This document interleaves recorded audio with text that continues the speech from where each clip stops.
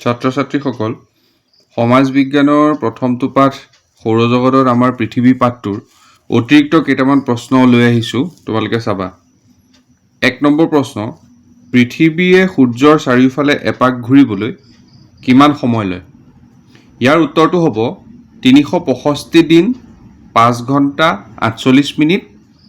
আৰু 45 পৰা 47 second 2 number প্ৰশ্ন পৃথিৱীৰ পৰা সূৰ্যৰ গড় দূৰত্ব কিমান ইয়াৰ উত্তৰটো হৈছে 149,597,000 আৰু 900 কিলোমিটাৰ 3 নম্বৰ প্ৰশ্ন পৃথিৱীয়ে ঘণ্টাত কিমান বেগেৰে সূৰ্যৰ চাৰিওফালে ঘূৰে ইয়াৰ উত্তৰটো হ'ব 1670 কিলোমিটাৰ বেগেৰে 4 নম্বৰ প্ৰশ্নটো হৈছে সকলো শক্তিৰ উৎস কি এতিয়া আমাৰ পৃথিৱীৰ সকলো শক্তিৰ উৎস হৈছে সূৰ্যৰ পৰাই পৃথিৱীয়ে তাপ আৰু পোহৰ পায় সেইকাৰণে সকলো শক্তিৰ উৎস হৈছে সূৰ্য পৃথিৱীৰ উপগ্ৰহটোৰ নাম কি আমি জানো যে পৃথিৱীৰ উপগ্ৰহ মাত্ৰ এটা আৰু সেইটোৰ নাম হৈছে চন্দ্ৰ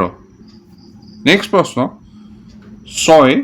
যে আমাৰ সৌৰজগতখন কোন তাৰকা ৰাজ্যৰ অন্তৰ্গত ইয়াৰ উত্তৰটো হ'ব হাতীপতি তাৰকা ৰাজ্যৰ 7 নম্বৰ প্ৰশ্ন যে ভাৰতে মহাকাশলৈ প্ৰেৰণ কৰা কৃত্ৰিম উপগ্ৰহ কেইটামানৰ নাম লিখা যে ভাৰতে মহাকাশলৈ কৃত্ৰিম উপগ্ৰহ কেইবাটাও প্ৰেৰণ কৰিছে তাৰ ভিতৰত তিনটাৰ নাম দিছোঁ মই ইয়াত চোৱাচোন যে ইনসাট IRS আৰু এডুসেট 8 নম্বৰ প্ৰশ্ন প্ৰথমে চন্দ্ৰক কোনে আৰু কেতিয়া পৰ্যবেক্ষণ কৰিছিল যে প্ৰথমে চন্দ্ৰক পৰ্যবেক্ষণ কৰিছিল গেলিলিয়ে 1609 চনত 9 নম্বৰ প্ৰশ্নটো হৈছে চন্দ্ৰত পদাৰ্পণ কৰা প্ৰথমজন মানৱ কোন আছিল যে প্ৰথম মানৱজন আছিল নীল আৰ্মষ্ট্ৰং 10 নম্বৰ প্ৰশ্ন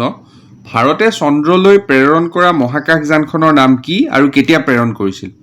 ইয়াৰ উত্তৰটো হৈছে চন্দ্ৰায়ন 1 আৰু এখন প্ৰেৰণ কৰিছিল 2008 চনৰ 22 অক্টোবৰ তাৰিখে